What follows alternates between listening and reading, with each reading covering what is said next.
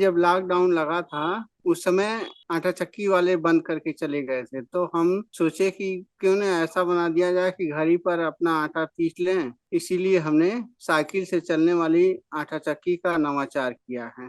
इसकी कैपेसिटी शुरू शुरू में तो 1 घंटे में 5 किलो है, लेकिन जैसे जैसे लोग अभ्यस्त हो जाएंगे तो 8 किलोग्राम तक 1 घंटे में निकाल सकते हैं।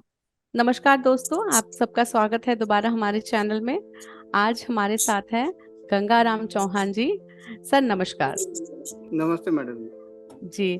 तो दोस्तों, मैं आप लोगों को ये बताना चाहूंगी कि शुरू में तो इन्होंने एज अ मैकेनिक अपना जीवन शुरू किया, बट धीरे धीरे इन्होंने अपना इतना ग्रो किया। और कोई डिग्री ना होने के बावजूद भी इन्होंने बहुत ही एक अनोखा मशीन का इन्वेंट किया, जो कि इको फ्रेंडली आटा चक्की मशीन है, जिसके वजह से काफी लोगों को बहुत फायदा हुआ है।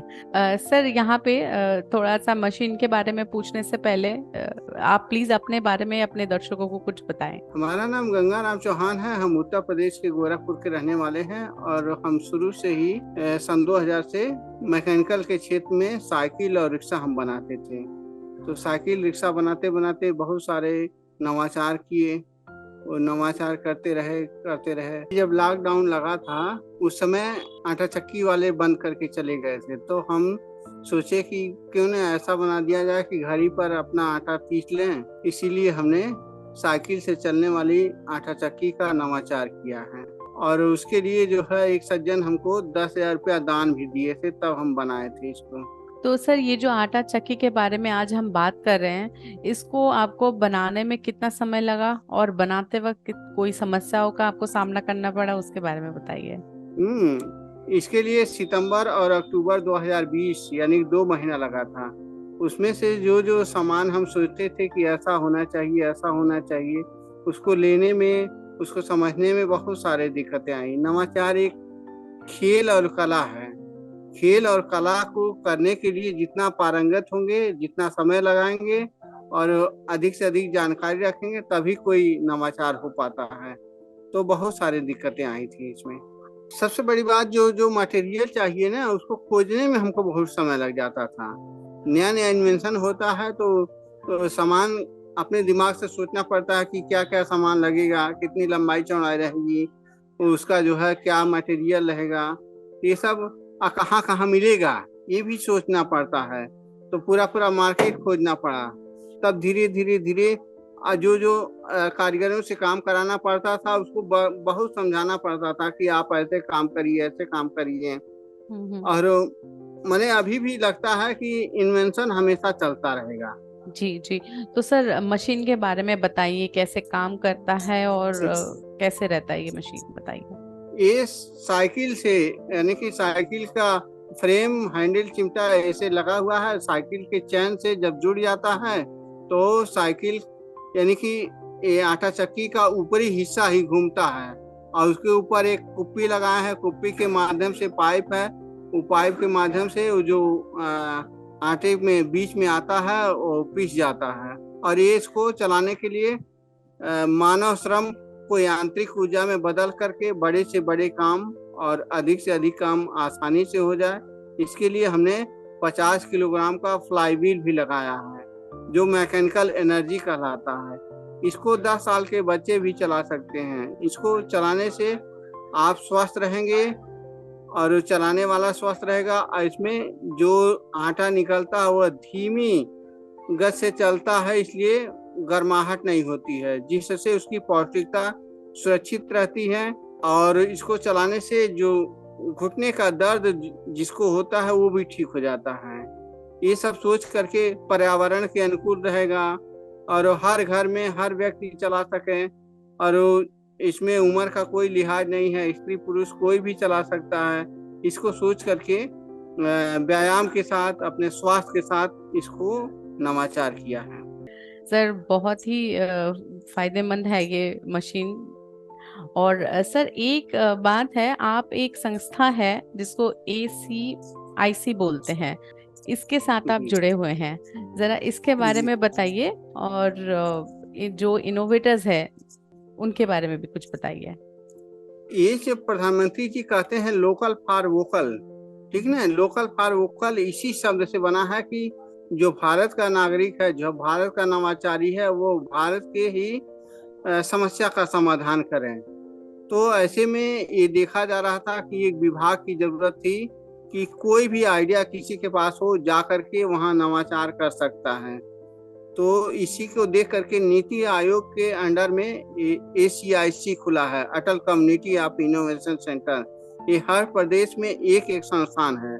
जो उत्तर प्रदेश के मेरठ में है, जो MIT Meerut institute of engineering technology में, MIT फाउंडेशन में वो संस्थागत है।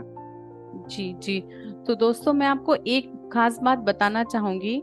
गंगाराम जी यहाँ पे जो नए इनोवेटर्स हैं, हमारे आविष्कारक हैं, उनको वो ट्रेनिंग देते हैं। तो सर, जब आप ट्रेनिंग देते हैं तो सबसे अच्छी चीज क्या आपको वहां पे लगता है, और क्या समस्याओं का सामना करना पड़ता है जो इनोवेटर्स है आपके ख्याल से, वो शेयर कीजिए सर। पहले तो उसका आइडिया हम समझते हैं, वो आइडिया में क्या बनाना चाहता है, फिर उस आइडिया में क्या क्या मटेरियल उसको चाहिए, ये सब उसकी दिमाग को हमको पढ़ना पड़ता है टोटल। तब हम वह उसकी ड्राफ्टिंग करते हैं, डिजाइनिंग करते हैं, मटेरियल का व्यवस्था करते हैं, तब वो जो है उसके साथ मेंटर बन करके वो नवाचार को सफल बनाते हैं। तो सर, जैसे आप ये नए जो आविष्कारक हैं, आप इनके साथ इतना समय बिताते हैं, तो आपके अनुसार खेती में मशीन और नए आविष्कारक जो हैं, उनका कितना महत्व रहता है, ये आप जरा बताएं। आज के दौर में यही होता है कि भारत किसानों का देश है, लेकिन हम तो कहते हैं भारत बूढ़ों किसानों का देश है, युवा किसान का देश नहीं है, बुजुर्ग किसान का देश है। तो लेकिन युवा कब खेती की तरफ आएगा, उसको तकनीक चाहिए। खेती 95% तकनीक पर आधारित होनी चाहिए, 5% शारीरिक श्रम पर आधारित होनी चाहिए, तब वो जो है युवा खेती की तरफ मुड़ेगा। इसीलिए हर औजार, हर टूल्स उसका जो है, या जो भी समस्याएं या जिसका भी खेती कर रहा है, उसको मशीन चाहिए। इसके लिए हर व्यक्ति के पास मशीन चाहिए, और नवाचार ऐसे ही होने चाहिए कि युवा खेती की तरफ मुड़े। अब जो खेती के लिए जो टूल्स बन रहे हैं, छोटे छोटे बन रहे हैं जी क्योंकि ये ध्यान में रखा जा रहा है कि अब खेतों की आकृति कम हो रही है।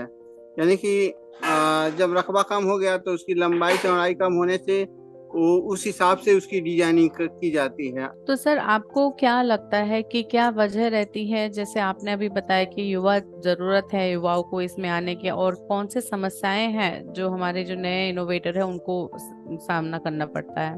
पहली बात तो ये जो नया नया विभाग खुला है, इसके बारे में अभी लोग अनभिज्ञ हैं, ठीक है ना। ये जी और खास तौर से युवा या कोई भी व्यक्ति ये चाहता है कि जो भी काम करे उसके लिए हमको अच्छा खासा मानदेय मिले, या उसके लिए समय जो लगा रहे हैं उसका मानदेय पाई चाहिए। तो इसके पीछे कुल मिला के इनोवेटर जो है वो पैसे की तरफ भागता है, इसलिए नवाचार में रुचि नहीं दिखाता है। तो आइए अब दोबारा से थोड़ा सा बात करते हैं जो इको फ्रेंडली आटा चक्की है इसके बारे में सर। तो इस आटा चक्की मशीन का कितना कैपेसिटी है, कैसे आउटपुट देता है, ये आप इसके बारे में थोड़ा बताइए। इसकी कैपेसिटी शुरू शुरू में तो 1 घंटे में 5 किलो है, लेकिन जैसे जैसे लोग अभ्यस्त हो जाएंगे तो 8 किलोग्राम तक 1 घंटे में निकाल सकते हैं। इसमें कार्य क्षमता के अनुसार जो है बदलाव आएगा। और एक कलकत्ता में एक ऐसा विद्यालय खुल रहा है, जी उसका स्लोगन है या उस संस्था का नाम है हेल्प अस हेल्प थीम। जो बालिकाओं का विद्यालय खुल रहा है, निःशुल्क शिक्षा रहेगी, आवासीय शिक्षा रहेगी। तो उसमें ये हमारे साइकिल चालित आटा चक्की का लोग उपयोग करेंगे। बच्चे 5 साल से लगा करके 15-20 साल तक के बच्चियां उपयोग करेंगी, और उसी से अपना आटे से मैंने रोटी बना करके खाएंगी। ये ऐसा रहा है कि बच्चे शुरू से ही श्रम करने की आदत डालें हैं, तभी जो आकर के आगे चल करके श्रम का महत्व समझेंगे, और कोई हिचकिचाहट नहीं रहेगी। इस विद्यालय का यही लोगो है, इसलिए हम वहाँ पर ये आटा चक्की भेज रहे हैं सैंपल के तौर पर। तो आगे फ्यूचर में आपके और क्या इनोवेशंस के प्लान है सर?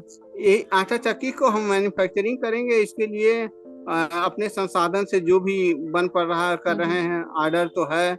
अब इसके लिए धीरे धीरे हम कारखाना लगाने के लिए आगे बढ़ रहे हैं। सर, जैसे आपके हर एक इनोवेशन में ना पर्यावरण का ध्यान रखते हुए आपने किया है, तो ये चीज देखते हुए क्या सरकार की तरफ से भी आपको कोई मदद मिली है? जी हाँ, जब हमको उत्तर प्रदेश का राज्य वैज्ञानिक पुरस्कार माननीय मुख्यमंत्री योगी आदित्यनाथ जी के हाथों मिला था, तो 25,000 रुपया का उन्होंने पुरस्कार दिया था। फिर IARI इनोवेटिव फार्मर अवार्ड हमको मिल चुका है, तो उसमें केवल प्रमाण पत्र मिलता है। मूल रूप से पुरस्कार के तौर पर केवल मुख्यमंत्री जी के हाथों मिला था। जी जी जी। तो सर, आटा चक्की जैसे आपने कहा कि सैंपल के तौर पे भेज रहे हैं, कोई लेना चाहे तो इसका प्राइस रेंज क्या रहेगा, और अगर ये डायरेक्टली आपसे लेना चाहिए, कैसे आप सेल कर रहे हैं इसे? ये अभी वर्तमान समय में जो बदलाव ला करके हमने किया, इसका मूल्य हमने 20,000 रुपया रखा है मैडम जी। 20,000 में कोशिश करेंगे कि उसको थोड़ा बहुत डिस्काउंट भी मिल जाए, लेकिन वर्तमान में समय में 20,000 मूल्य रखा है। तो आप इसको कमर्शियली सेल करना चाहते हैं या कैसे कर रहे हैं आप अभी इसका सेल? हाँ, का मसला है, जैसे जैसे लोग ऑर्डर देते हैं तो उसको हम बना करके उनके पास भेज देते हैं ट्रांसपोर्ट के माध्यम से। जी जी सर, बहुत बहुत धन्यवाद आपका।